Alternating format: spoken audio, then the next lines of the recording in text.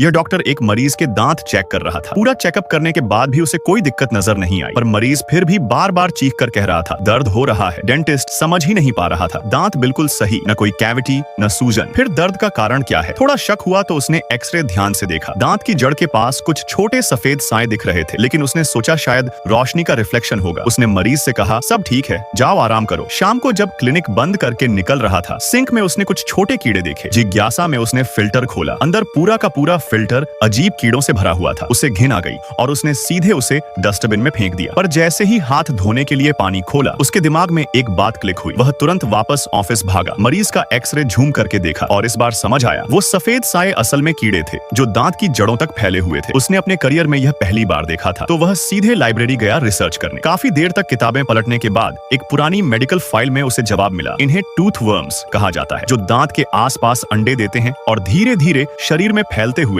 दिमाग तक पहुंच जाते हैं। ये किसी पुराने बायो एक्सपेरिमेंट का नतीजा थे जो बंद हो गया था और उसके बाद कभी इन कीड़ों को देखा नहीं गया। अब वह टेंशन में था। तभी हॉस्पिटल से कॉल आई। वही मरीज वापस आया था, इस बार और ज्यादा तेज दर्द के साथ। अब डेंटिस्ट को पता था अंदर कीड़े हैं, लेकिन वह कुछ पल चुप रहा, सोचता रहा। फिर उसने नर्स से कहा ग्लव्स और गॉगल्स पहन लो, केस सीरियस है। पर नर्स ने कहा जल्दी अंदर आओ, मरीज की हालत खराब है। कोई विकल्प नहीं था। उसने प्रोटेक्टिव सूट पहना और सर्जरी शुरू की। जैसे ही उसने दांतों में इंजेक्शन लगाया, मरीज जोर जोर से तड़पने लगा, मानो कीड़ों को खतरे का एहसास हो गया हो और अब वो तेजी से दिमाग की तरफ घुस रहे थे। तभी मरीज की आंखें लाल हो गईं।